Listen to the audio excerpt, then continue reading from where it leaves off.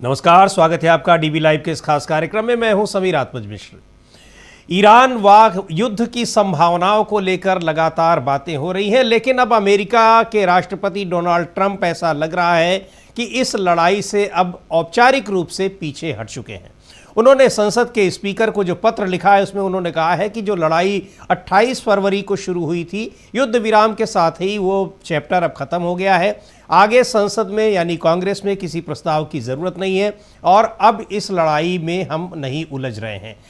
लेकिन ईरान को लेकर अभी भी वो चेतावनी दे रहे हैं और एक उन्होंने अपने जो ट्रुथ सोशल पर उन्होंने लिखा है कि हम एक सिरफिरे लोगों के हाथ में परमाणु शक्ति नहीं आने देंगे, इसके लिए हम लड़ाई करते रहेंगे।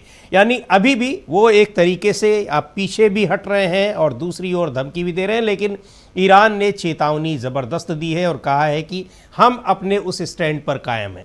हालांकि डोनाल्ड ट्रंप ने यह भी कहा है कि ईरान की ओर से एक और प्रस्ताव मिला है वाया पाकिस्तान, और उस प्रस्ताव में कहा गया है इस लड़ाई को ख़त्म करने के लिए ईरान ने कुछ शर्तें रखी हैं, लेकिन हम उन शर्तों को मानने वाले नहीं हैं। पर ईरान की ओर से किसी भी तरह के प्रस्ताव का कोई भी स्पष्टीकरण नहीं आया है। बहरहाल इन सब को लेकर इधर ट्रंप पर जो दबाव लगातार इजराइल का बन रहा है वो बन ही रहा है। पर सवाल ये है कि अगर अमेरिका लड़ाई से हाथ खींच लेता है और अब उसकी पूरी संभावना दिखाई पड़ रही है, उसके बाद इजराइल का क्या होगा? क्या वो अकेले दम पर ईरान के साथ इस लड़ाई को जारी रख सकेगा? जानते हैं इसके तमाम पहलुओं को। हमारे साथ राजनीतिक विश्लेषक प्रोफेसर अखिल स्वामी जी हैं। बहुत बहुत स्वागत है सर आपका इस कार्यक्रम में। और अब एक तरीके से दिखाई पड़ रहा है कि जो दबाव है डेमोक्रेट्स का, अमेरिका की जनता का, वहाँ के तमाम अधिकारियों का, सेना का, उसको देखते हुए डोनाल्ड ट्रंप को अब इस लड़ाई से हाथ तो खींचने ही पड़ेंगे, या ये कहा जाए कि उन्होंने खींच ही लिया है। स्पीकर को उन्होंने पत्र लिख दिया है। सब वही जो हमने कहा कि अब क्या होगा इजराइल का? अकेले दम पर वो लेबनान के जो हिजबुल्लाह है, हूती हैं यमन के, और यहाँ ईरान, इन सब से वो अकेले मोर्चा लेता रहेगा, या फिर आखिरकार उसको भी इस लड़ाई में वापस चले जाना पड़ेगा? देखिए मिश्रा जी, मुझे ऐसा लगता है और कि डोनाल्ड ट्रंप जैसे विश्व गुरु हैं, विश्व के डोनाल्ड ट्रंप, और कई हैं और दो तीन दावेदार हैं, वो जो कहते हैं वो करते नहीं है, जो करते हैं वो कहते नहीं। उन्होंने कहा हमने युद्ध नहीं किए कर रहे हैं हम। हाँ। लेकिन छोटे मोटे झगड़े तो होते रहते हैं ना। जी जी। देखिए डोनाल्ड ट्रंप की बात को अगर आप फेस वैल्यू पे लेंगे और ये मानेंगे कि डोनाल्ड ट्रंप जो कह रहे हैं वो सच है, वो एक प्रकार का उन्होंने जुमला दिया है। ये युद्ध थोड़ी है ये भाई, युद्ध तो तब डिक्लेयर होगा जबकि हम लार्ज स्केल पे करेंगे, जब उनको बिल्कुल तहस नहस कर देंगे। ये तो ठीक है, पड़ोसियों में झगड़ा हो रहा है, इजराइल और पैलेस्टीन के अंदर झगड़ा हो रहा है, हम भी थोड़ा बहुत हाथापाई हो रही है, इसे युद्ध थोड़ी कहते हैं। तो ये डेफिनेशन पे उन्होंने खेला है। तो मैं उनकी बात को बिल्कुल फेस वैल्यू पे नहीं मानता, और मैं ये मानता हूं कि उन्होंने धोखा दिया है। वो चाहते हैं कि ईरान झुके, ये बिल्कुल पक्की बात है। ईरान ने डिसाइड कर लिया वो नहीं झुकेगा, इंडिकेशन मिल रहे हैं कि वो नहीं झुकेगा, लेकिन अमेरिका शब्दों में खेल रहा है, क्योंकि 2 महीने के बाद उनको परमिशन लेनी थी, इसलिए उन्होंने कहा युद्ध तो शुरू ही नहीं हुआ अभी, ये युद्ध थोड़ी है, युद्ध तो जब होगा तब आप देखिएगा। तो मैं उनकी बातों में विश्वास नहीं करता। नहीं, लेकिन मुझे लग रहा है सर कि बिल्कुल आप सही कह रहे हैं, ईरान को भी विश्वास नहीं है, और ईरान ने, IRGC ने भी चेतावनी दी है, अब्बास अरागची ने भी कहा है कि हम तो लड़ाई में कूदे ही नहीं हैं, हमको तो लड़ाई में जबरन धकेला गया है, हमारे ऊपर अटैक हुआ और हम किए हैं, अटैक फिर होगा, फिर करेंगे। लेकिन हॉर्मुज स्ट्रेट की जो नाकेबंदी कर रखी है अमेरिका ने, ये कहा है कि उसको हटाए, और नहीं हटाता है तो फिर हॉर्मुज स्ट्रेट को बंद रखा, खोलने का न खोलने का विकल्प जो है वो ईरान के पास है, उस पर उसका कंट्रोल है। उसको लेकर यानी जो तनाव बना हुआ है। पर यहाँ बात जो है, सबसे असली मुद्दा ये है कि इस लड़ाई को ईरान के खिलाफ जो अमेरिका में दबाव पड़ रहा है डोनाल्ड ट्रंप पर, चूंकि वो तो चाहते हैं कि लड़ाई को हम जारी रखें, लेकिन लड़ाई जारी न रखने के लिए उन पर जो दबाव बन रहा है, उस दबाव के आगे उनको कहाँ तक झुकना पड़ेगा? अब या तो फिर वो इसी तरह से छिटपुट हमले करते रहें, या इसको इजराइल को कह दें कि हाँ तुम करते रहो, बाद में जो कुछ होगा थोड़ा बहुत उसको देखा जाएगा। ऐसी स्थिति में अब इजराइल के पास क्या विकल्प रह जाता है? बिना अमेरिका के, बिना नेटो के, बिना उसके यूरोपियन देशों के, वो क्या कुछ करेगा यहाँ पर? नहीं, देखिए वास्तविकता यह है, इजराइल ने जो दुस्साहस किया उसकी आज परिणाम इजराइल भी भुगत रहा है। जो अरब कंट्रीज के अंदर मित्र राष्ट्र थे अमेरिका के, उन्होंने भी भुगत लिया है और अमेरिका भी भुगत रहा है। भाई देखिए, ईरान ने, ये तो जरूर है कि उनके यहां बहुत ज्यादा नुकसान हुआ है, लेकिन उन्होंने जो उनके ब्रिजेस टूटे थे उसको 4-5 दिन के अंदर बना दिया। तो असली मुद्दा यह है कि देखिए, वही एक बार पहले भी मैंने कहा था, मान लीजिए मोहन बगान की टीम से डीबी लाइव की फुटबॉल टीम का मैच हो जाए, अच्छा मोहन बगान, या मान लीजिए ब्राजील की टीम से डीबी लाइव के फुटबॉल टीम का मैच हो जाए और हम 1 गोल से हारे, मान लीजिए केवल, तो इसका मतलब यह है कि हम बहुत अच्छा खेले। कोई कहेगा क्या कि ब्राजील की टीम बहुत अच्छा खेली, 1 गोल से उन्होंने डीबी लाइव को हरा दिया? अरे भाई, हमारे यहाँ फुटबॉल ना कोई खेलता है ना खेलने वाले हैं, लेकिन इसके बावजूद अगर हमने 1 गोल पे रोक दिया, तो ये तो देखिए ईरान ने ये तो सिद्ध कर दिया, पूरे विश्व को सिद्ध कर दिया। अगर ये एक तरफा लड़ाई होती, अगर मान लीजिए ये एक तरफा लड़ाई होती, तो क्या ये नेटो कंट्रीज अमेरिका का साथ छोड़ते?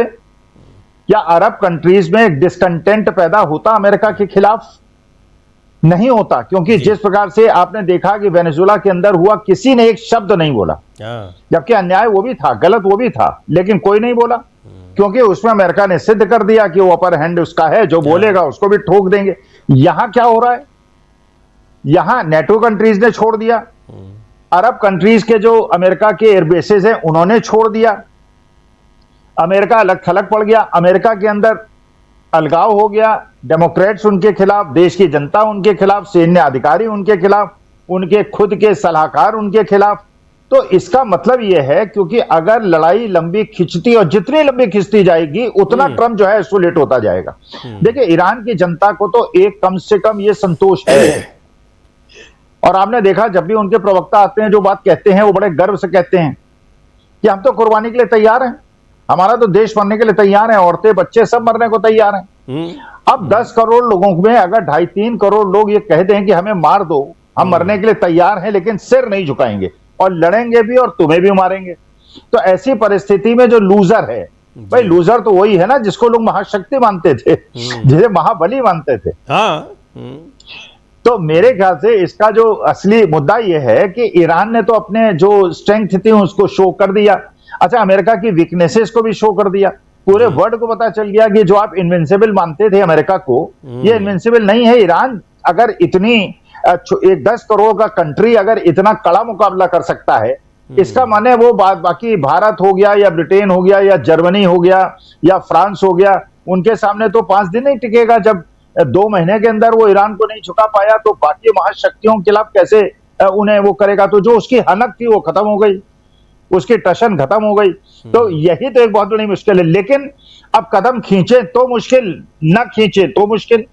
वही जो सांप छछूदर की गति होती है, निगलते ना बने और उगलते ना बने। अगर आप हाथ पैर पीछे खींचते हैं तो डोनाल्ड ट्रंप की हिट ही होती है, यार तुम तो बड़ा हाँकते थे, वेनेजुएला कर दूंगा, क्यूबा कर दूंगा, मैं उसको ले लूंगा, मैं फलाने को रौंद दूंगा, फलाने को पीट दूंगा। यहां तो तुम ही खुद अपने पैर तुमने वापस खींच लिए। अच्छा, आगे बढ़ेंगे तो ईरान तैयार है लंबी लड़ाई लड़ने को, ईरान लड़ भी सकता है। हाँ, और ये भी बात सही है कि इसकी कीमत जो है पूरा विश्व चुका रहा है। भारत के अंदर आप देखिए, अब बताइए 1000 रुपए सिलेंडर, 993 रुपए कमर्शियल सिलेंडर के दाम बढ़ना जी। आप जरा रेस्टोरेंट वालों का एक सर्वे करा लीजिए, ढाबे वालों का एक सर्वे करा लीजिए, भाई वो साफ साफ कह रहे हैं। अब मानी बात है कि अगर 30% दाम बढ़ जाएंगे, जो समोसा 20 रुपए का मिलता था अगर 30 रुपए का मिलेगा, तो या तो ग्राहक कम हो जाएंगे और आप दाम नहीं बढ़ाएंगे तो लॉस पे चले जाएंगे। तेल के दाम बढ़ गए, आलू के दाम बढ़ गए, गैस के दाम बढ़ गए, तो ग्राहक कम हो जाएगा, तो उनका जो किराए हैं वो कैसे निकलेंगे? अभी मैं देख रहा था करोल बाग के मार्केट के लोगों का, वो बता रहे हैं भाई हमारे यहाँ जो हम लोग आधे लोग तो ऐसे हैं जो किराए की दुकान में बैठे हुए हैं, तो किराए की दुकान में 20-25 हजार रुपए महीने का किराया देने के बाद कम से कम 50 हजार रुपए महीना तो हमें बचना चाहिए ना, सब कुछ करने के बाद। अगर वो पैसा नहीं बचेगा तो किराया कैसे देंगे? वही चांदनी चौक वाली स्थिति जी जो हो गई थी कि साहब दुकानों का किराया नहीं निकल रहा लोगों का। तो ये जो परिस्थिति है उसको जो हमारी देश की जनता झेल रही है, आमदनियां बढ़ा नहीं रहे। आपने पता नहीं कौन सी धारा लगा दी, नोएडा में और फरीदाबाद में सारी जगह मजदूर बाहर नहीं निकलेंगे, 6 दिन के लिए धारा लगा दी, बड़ा तगड़ा नियंत्रण कर दिया। लेकिन कम से कम उस गरीब मजदूर के बारे में सोच तो लीजिए, 11,000 रुपए में कैसे वो घर चलाए, जबकि हर चीज के दाम आप बढ़ाए चले जा रहे हैं। फिर अब पुलिस लगा रहे हैं कि साहब हम उन्हें निकलने नहीं देंगे। अरे वही है ना, जबरा मारे और रोने भी ना दे। हाँ बिल्कुल, वहाँ पर आप करते भी जा रहे हैं, उसके खिलाफ कुछ वो कह भी नहीं सकते हैं। कल मजदूर दिवस पर हम देख रहे थे कि नोएडा में जगह जगह पीएसी और पुलिस वाले उन जगहों पर तैनात थे जहाँ तमाम फैक्ट्रियां हैं, तमाम कारखाने हैं, तमाम दफ्तर हैं जहाँ के लोग की श्रमिकों के जुटने की संभावना थी। यानी आप उनको अपनी बात कहने के लिए, अपना प्रदर्शन करने के लिए भी नहीं बाहर निकलने देना चाहते हैं।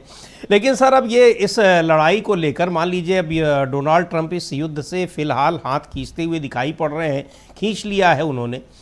अब क्या जो नोबेल प्राइज़ पर एक बार फिर वो अपना दावा ठोकेंगे क्या? अपने तमाम मित्रों को, पाकिस्तान जैसे कुछ लोगों से कहेंगे कि हाँ आप हमारे लिए हमको रिकमेंड करिए नोबेल पीस प्राइज़ के लिए, और नोबेल कमेटी उनको नहीं, अगर हाँ जी, अगर वो वादा करते हैं कि आगे इस प्रकार की लड़ाई नहीं छेड़ेंगे और इस प्रकार का युद्ध नहीं करेंगे, भैया नोबेल प्राइज नहीं, तुम सुपर नोबेल प्राइज ले लो।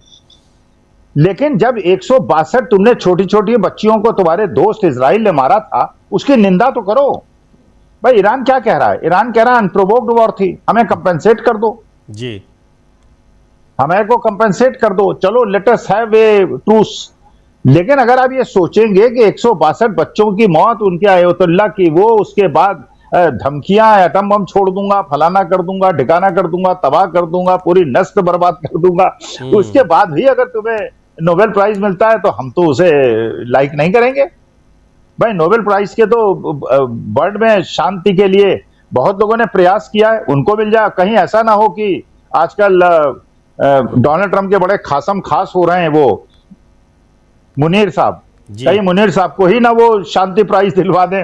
हमारे दिलों में तो छुरियां चल जाएंगी कि भाई इसने समझौता कराया है, इसलिए हम इसको नोबेल। वो भारत को जलाने के लिए डोनाल्ड ट्रंप कुछ भी कर सकते हैं। हाँ, और बाद में फिर मुनीर साहब जाके उनको सौंप दे कि ये तो तेरा तुझको अर्पण टाइप में ये भी हो जो सकता है। वेनेजुएला में हुआ, वेनेजुएला में हुआ, वो यहाँ भी हो जाएगा। जी बिल्कुल, वो हो जाएगा। लेकिन खैर अब ये नोबेल पीस प्राइज को देखना है, उनकी कमेटी, उनके अपने क्या मापदंड हैं कि उस मापदंड पे इनका जो रिकमेंडेशन है वो खरी उतरती है, फिर वो देते हैं नहीं देते हैं। लेकिन संभावना कहीं से दिखाई नहीं पड़ रही है, क्योंकि ये दावा जो पिछली बार तो लड़ाई रुकवाने का दावा कर रहे थे, इस बार तो ज़बरन ईरान जैसे देश पर युद्ध थोपने का ही नहीं बल्कि उसके खिलाफ अटैक किया है, आक्रमण किया है। मिनाब स्कूल में बच्चियां मारी गई हैं, इतनी बड़ी अस्पतालों पर हमले आपने किए हैं, इजराइल ने नहीं बल्कि उस स्कूल पर और अस्पतालों पर अमेरिका ने हमले किए हैं। इस स्थिति में भी अगर वो नोबेल प्राइज़ पाने की कामना करते हैं और उनको मिल जाता है, तब तो फिर इस प्राइज़ का ही मतलब नहीं रहेगा, जहाँ तक हम लोग समझ पा रहे हैं।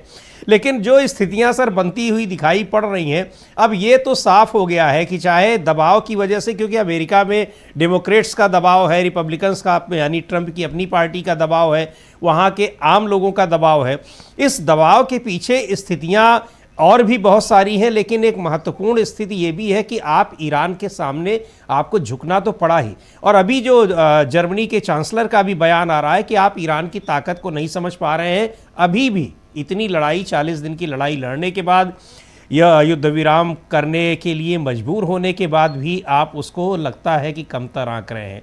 ये सारी चीज़ें बता रही हैं कि ईरान इस पूरे क्षेत्र में कितनी मजबूती के साथ अचानक उभर आया है। ये बात तो स्पष्ट कर दी है ट्रंप ने इस लड़ाई के जरिए।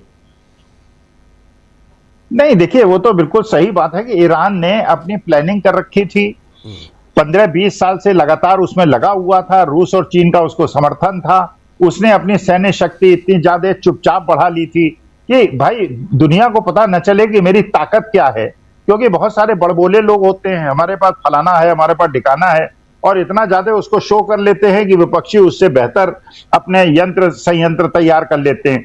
चुपचाप उसने काम किया, और यही कारण है कि पूरा विश्व अचंभित रह गया। विश्व को पता नहीं चला कि इतनी ज्यादा ताकत हो सकती है। फिर लोगों ने यह भी देखा, भाई 2 ही तो देश है पूरे विश्व के अंदर जो कॉलोनाइज नहीं हुए, एक अफगानिस्तान नहीं हुआ, एक ईरान नहीं हुआ। इसका उन्हें बाकी बड़े बड़े देश तो समर्पण कर दिया था उन्होंने, ईरान ने कभी समर्पण नहीं किया। अच्छा, फिर करबला का इतिहास आपने नहीं पढ़ा? भाई उनके यहाँ तो शहादत का इतिहास है, वो तो उसमें कहते हैं कि हमारे लिए सौभाग्य की बात है हमारी शहादत हुई। तो आप इतिहास नहीं पढ़ते, वियतनाम आप भूल जाते हैं, अफगानिस्तान आप भूल जाते हैं, और उसके बाद जाके आप ईरान में दुस्साहस करते हैं। तो जो होना था वो हो रहा है, यही होना था। तो मुझे ऐसा लगता है कि अगर ये ईगो न, अगर डोनाल्ड ट्रंप रिजाइन कर दें जी, अगर मान लीजिए डोनाल्ड ट्रंप रिजाइन कर दें, एक नए प्रेसिडेंट टेक ओवर कर लें, चाहे जेडी वांस कर लें, आप देखिएगा 2 दिन में शांति हो जाएगी। अब वो ईगो का प्रश्न उठ गया है, वो डोनाल्ड ट्रंप के लिए एक इज्जत का प्रश्न उठ गया है कि मैंने वो किया है, मैंने शुरुआत की है, जब तक मैं ईरान को झुका नहीं दूंगा तब तक मैं शांति से नहीं बैठूंगा। ईरान झुकने वाला नहीं है। अब तो डेडलॉक आ गया ना। तो ये डेडलॉक में ईरान झुके या अमेरिका झुके या दोनों अपने कदम वापस ढूंढ ले, भाई चलिए हाथ मिला लो, हाथ मिला के कहो कि चलो पुरानी बीती ताही बिसार दे आगे की सुध ले, और पुरानी बात भूल जाओ, माफ करो एक दूसरे को, और मुंह तुम खोलो, नाकेबंदी तुम बंद करो, और विश्व के लिए आर्थिक व्यवस्था ठीक हो जाए। लेकिन मुझे नहीं लगता है कि ईरान भी अड़ा हुआ है और डोनाल्ड ट्रंप भी अड़े हुए हैं, विरोध के बावजूद अड़े हुए हैं। भाई हमारे देश के अंदर भी कहां कहां विरोध नहीं हुआ बताइए। बिल्कुल। अग्निवीर में युवाओं का विरोध हुआ, कुछ अंतर पड़ा क्या? हमारे देश के अंदर किसानों का आंदोलन हुआ, कुछ मिला क्या उन्हें? चलिए ठीक है, आपने 13 महीने के बाद उनका 3 किसान बिल वापस कर लिया, एमएसपी मिली क्या? आप बताइए कौन सी चीज आंदोलन नहीं हो रहा है? अंडमान निकोबार में 1 करोड़ पेड़ काटे जा रहे हैं जी। बिहार के अंदर हजारों एकड़ जमीन जो है वो अडानी जी को 1 रुपए में दी जा रही है। विरोध हो रहा है लेकिन सुन कौन रहा है? क्योंकि जो एक प्रवृत्ति है आज के तारीख में, अच्छा वहां, लेकिन हमारी एक स्थिति अमेरिका से डिफरेंट है। हमारे यहाँ क्या इन्होंने मॉड्यूल अपनाया है, फॉर्मूला अपनाया है। अब बंगाल इलेक्शन में ये किसी ना किसी तरह के सेंट्रल ऑब्जर्वर रहेंगे, माइक्रो ऑब्जर्वर रहेंगे, सेंट्रल गवर्नमेंट एम्प्लॉइज रहेंगे, स्टेट गवर्नमेंट के नहीं रहेंगे। पूरा मोर्चा खोल लिया है कि बंगाल को किसी तरह जीतना है। अगर मान लीजिए इन्होंने हेरफेर करके बंगाल का इलेक्शन जीत लिया, जिसकी अगर वास्तविकता में देखा जाए जनमत को, ये जीत नहीं सकते, फिर कहेंगे देखिए बंगाल ने भी हमको वोट दे दिया। भाई हरियाणा के अंदर जहां किसान इनको गांव के अंदर घुसने नहीं देते थे, बंधक बना लेते थे, वहां ये इलेक्शन जीत गए। महाराष्ट्र के अंदर 6 महीने पहले इनकी क्या हालत थी और अब बाद में क्या हालत हो गई, यही उत्तर प्रदेश में होगा। उत्तर प्रदेश में अखिलेश यादव कितना भी कुछ कर लें, ये सीआरपीएफ भेज देंगे, कुछ भेज देंगे, सारा कुछ कर लेंगे, सारे यादवों को बंद कर देंगे, सारे मुसलमानों को बंद कर देंगे और इलेक्शन जीत लेंगे। तो देखिए मुश्किल क्या है ना कि ये चीज अमेरिका में संभव नहीं है। वहां जो बाई इलेक्शन होंगे उसमें डोनाल्ड ट्रंप हार जाएंगे तो अमेरिका की जनता को भी पता चल जाएगा कि, और डोनाल्ड ट्रंप को भी पता चल जाएगा, और 6 महीने बाद पता चल जाएगा। हमारे देश में मॉड्यूल ही डिफरेंट है कि हमारा चुनाव आयोग ही बिल्कुल भाजपामय है, भाजपा का एक प्रकार से एक्सटेंडेड हैंड की तरह काम कर रहा है। बिल्कुल, जो विपक्ष कह रहा है कि वो बीजेपी के लिए ही काम कर रहा है, बेसिकली वो सीधे सीधे यही आरोप हैं और वो दिखाई पड़ रहे हैं हर जगह, चाहे महाराष्ट्र हो, हरियाणा हो, चाहे बिहार हो, चाहे पश्चिम बंगाल में जो कुछ हो रहा है। अच्छा एक चीज़ और सर, ये कि जब यहाँ पर प्रस्ताव नहीं लाए और आखिरकार फिर हाउस स्पीकर को लिख दिया है कि अब इस अभियान ये समाप्त हो गया है ईरान के खिलाफ, ये इस प्रस्ताव को लाने में क्या दिक्कत थी? क्या ये आशंका थी डोनाल्ड ट्रंप को कि ये प्रस्ताव हम लाएंगे तो गिर जाएगा, उससे कोई नुकसान नहीं होना था, लेकिन एक जो इमेज थी और एक जो उसका जो मैसेजिंग थी वो तो फिर उनके खिलाफ चली जाती। क्या यही डर था क्या कि प्रस्ताव आएगा तो ये गिर भी सकता है कांग्रेस में? नहीं, देखिए सीधी सी बात यह है कि आपको वो लेनी पड़ती, परमिशन लेनी पड़ती, अनुमति लेनी पड़ती, उसे सीनेट से पास कराना पड़ता, कांग्रेस से पास कराना पड़ता। संभावना थी कि वो गिर जाता क्योंकि रिपब्लिकन्स भी उसको अपोज कर रहे थे। अगर गिर जाता तो आपकी हेटी हो जाती, अगर गिर जाता तो हेटी हो जाती, अगर अनुमति मिल जाती तो आपको युद्ध आगे बढ़ाना पड़ता। दोनों तरफ से फंस रहे थे ना। तो आपने कहा हम तो युद्ध कर ही नहीं रहे हैं भाई, ये तो छोटा मोटा झगड़ा है, छोटा मोटा जो झगड़ा है वो युद्ध थोड़ी होता है, युद्ध नहीं कर रहे हैं हम तो झगड़ा कर रहे हैं। झगड़े में और युद्ध में अंतर होता है। बिल्कुल, तो असली डर उनको था कि कहीं ये गिर न जाए और उसके बाद फिर क्या कुछ होता। लेकिन ये है कि अभी भी जो सबसे बड़ी बात ये है कि ये आशंका इसकी, इस लड़ाई की इन सब के बावजूद अभी बनी हुई है, कहीं ऐसा नहीं है कि ख़त्म हो रहा है। लेकिन अब फिर से एक आपसे वो जो शुरू में हमने सवाल पूछा कि आखिर इन परिस्थितियों में अब इजराइल क्या करेगा? वहाँ भी आने वाले दिनों में संसदीय चुनाव होने हैं।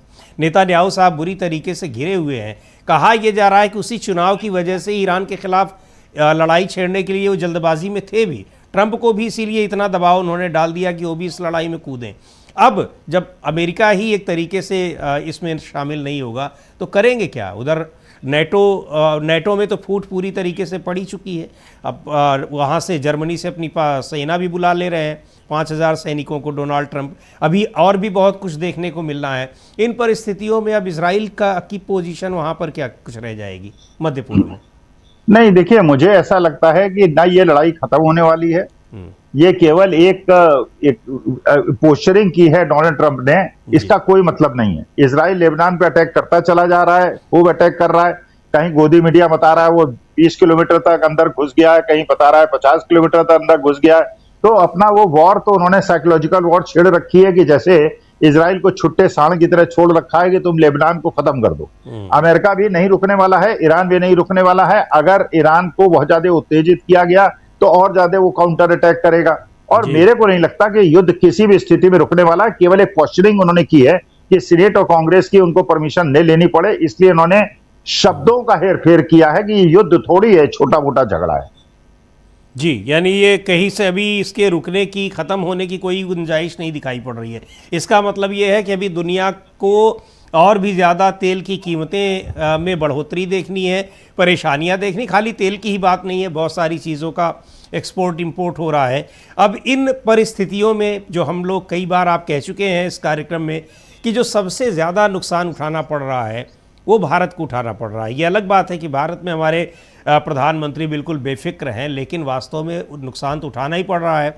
दबाव नहीं होता तो तेल के जो इसके गैस की कीमतें हैं इस तरीके से कैसे बढ़ जाती। पेट्रोल डीजल की कीमतों पर भी तलवार लटकी है, चूँकि मीडिया में इतनी चर्चा सोशल मीडिया में हो गई है कि सरकार को लग रहा है कि 2-4 दिन अगर ये इलेक्शन के रिजल्ट आ जाएं, खामोशी रहे, लोग उधर डाइवर्ट हो जाएं, तब हम धीरे से डीजल पेट्रोल की कीमतों पर कोई फैसला ले लें। हमको लग रहा है कि यही होगा, पर बढ़ना तय है, लग तो यही दिखाई पड़ रहा है।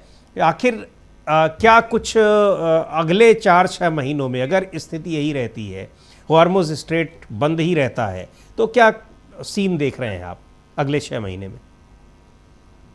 नहीं, देखिए, ये तो बहुत ज्यादा भयंकर स्थिति है भारतवर्ष के लिए, और भारतवर्ष के लिए विशेष तौर पर इसलिए। एक चीज और सोचिए, अभी सोइंग शुरू होने वाली है खरीफ की।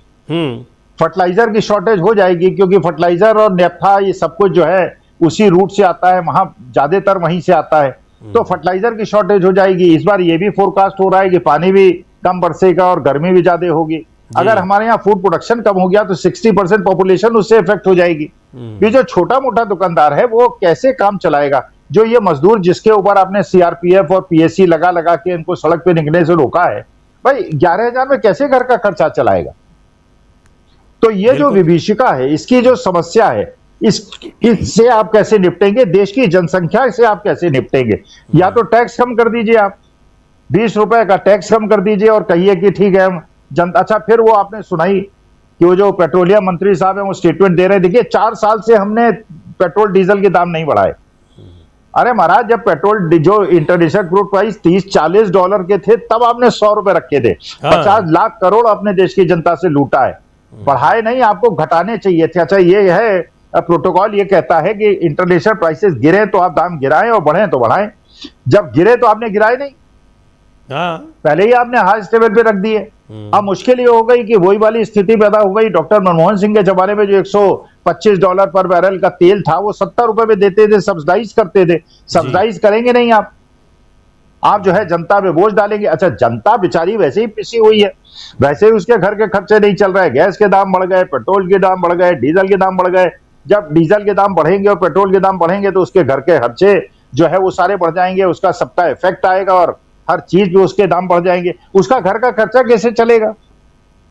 और उसका घर का खर्चा नहीं चलेगा, खरीदारी रोक देगा तो आपकी इकोनॉमिक एक्टिविटी खत्म हो जाएगी। फिर किसानों को कैसे फायदा मिलेगा? दूध वालों को कैसा फायदा मिलेगा? भाई 1 लीटर कोई दूध कंज्यूम करता है, आधा लीटर शुरू कर देगा क्योंकि वो अफोर्ड नहीं कर पाएगा। आखिरकार तो जनता जो है वो इतनी, हाँ, आखिरकार मैं कह रहा हूं कि जाएगा पूरा का पूरा बोझ, चाहे लड़ाई का हो, महंगाई को हो, जाएगा वो आम जनता पर ही। और आम जनता में भी जिसकी इनकम कम है, जो आप कह रहे थे कल, हाँ, हालांकि अभी तक आपकी उस अपील पर कोई रिएक्शन आया हो, कोई फैसला लिया हो, दिखाई तो नहीं पड़ रहा है कि कम से कम जो मज़दूर क्लास है उसकी सैलरी इतनी होनी चाहिए 25,000 रुपये कम से कम होनी चाहिए ताकि वो जीवन यापन कर ले।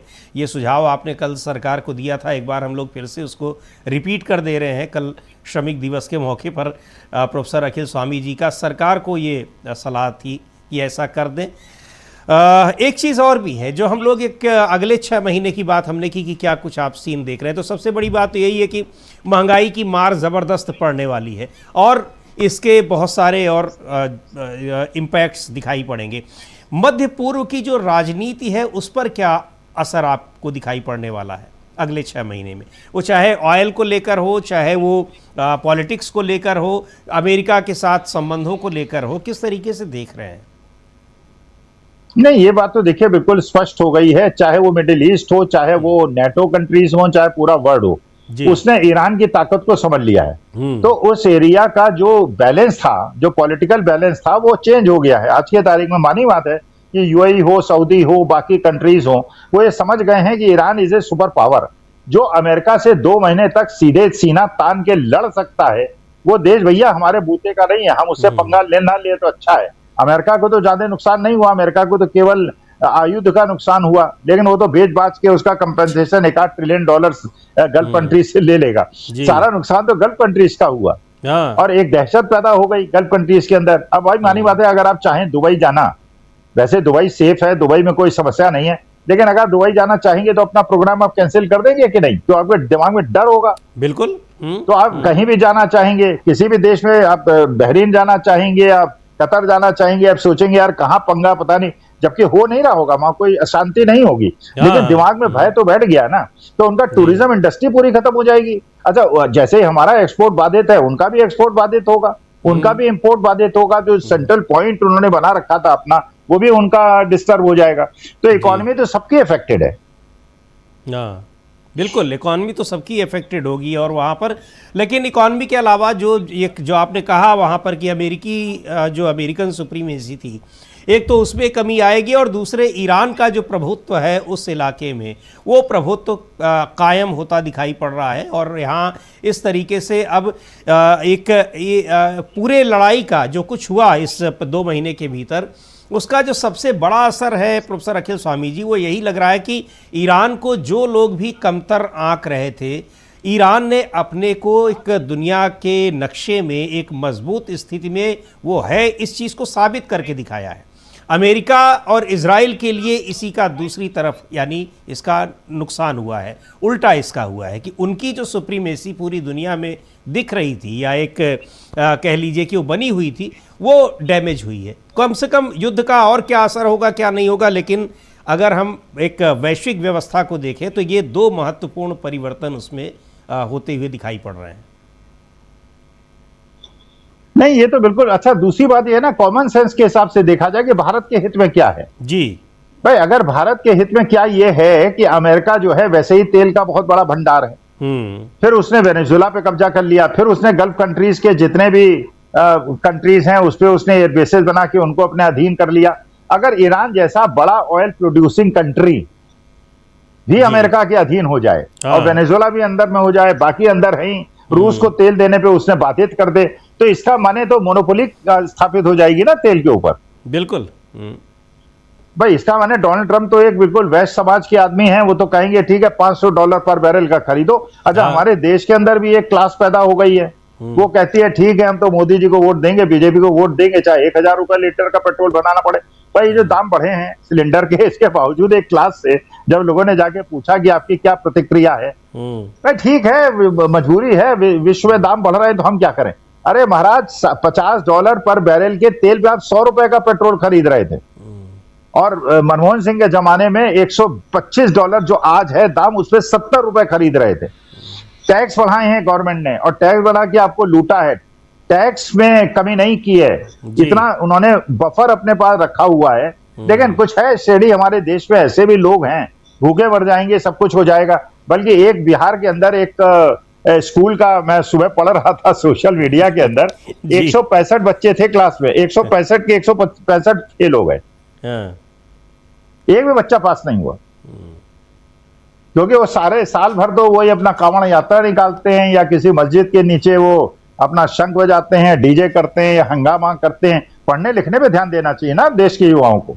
21वीं शताब्दी का भारत हमको बनाना है, लेकिन उनको गलत रास्ते पे लगाया हुआ है। जाहे विधि राम ताहे विधि रहिए। अरे भगवान कृष्ण ने खुद कहा है, जब तक तुम अपने हाथ से मेहनत नहीं करोगे तब तक तुम्हें फल नहीं मिलेगा। लेकिन नहीं, वो लग गए जाहे विधि राम, मतलब भूखे रहेंगे। अरे राम चाहते हैं हम, ये मोदी जी की गलती थोड़ी है। भगवान, अरे भगवान नहीं चाहते तुम भूखे रहो, भगवान नहीं चाहते तुम्हारे घर के अंदर खर्चा ना चले, तुम्हारे जैसे उड़ीसा के अंदर हुआ, बिहार के अंदर हुआ, वैसा ना हो। भगवान नहीं चाहते, भगवान अपनी संतान को कष्ट नहीं देना चाहते। करा धरा है हमारे महामानव का, और कह देंगे जाहे विधि राखे राम ताहे विधि रहिए। जी बिल्कुल, ये तो यहाँ पर आप परेशानी में है तो उसके लिए भगवान ने नहीं कहा है, आप खुद कर्मठ बनिए। और भगवान भी उन्हीं की मदद करता है जो अपनी मदद खुद करते हैं। बहुत पुराना एक फ्रेज़ है, मुहावरा है, कहावत है। बहरहाल क्या कुछ होता है बहुत ही, लेकिन ये है कि ईरान ये लड़ाई, जैसा आपने कहा कि इसके रुक जाने के, ख़त्म हो जाने की संभावना कहीं नज़र नहीं आ रही है, क्योंकि ये डोनाल्ड ट्रंप है और ईरान भी इस चीज़ को समझ रहा है। इसीलिए ईरान ने चेतावनी दी है कि हम हर स्थिति में तैयार हैं, आपके हम सारे जितने आपके आपकी चालें हैं, हम उन सारी चालों को बेहतर तरीके से समझ रहे हैं आप क्या कर रहे हैं, हम हर स्थिति में अपने को तैयार किए हुए हैं।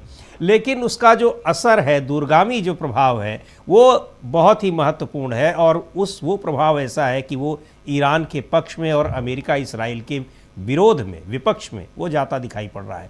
बहुत बहुत शुक्रिया प्रोफेसर रखिल स्वामी जी इस कार्यक्रम में शामिल होने के लिए। और क्या इसका असर होगा ये जानना बड़ा महत्वपूर्ण है। अमेरिका के राष्ट्रपति डोनाल्ड ट्रंप वहाँ पर चूँकि संसद में प्रस्ताव नहीं ला सकते थे, इसलिए उन्होंने स्पीकर को लिख कर दे दिया कि ये अभियान समाप्त हो गया है, अध्याय समाप्त है।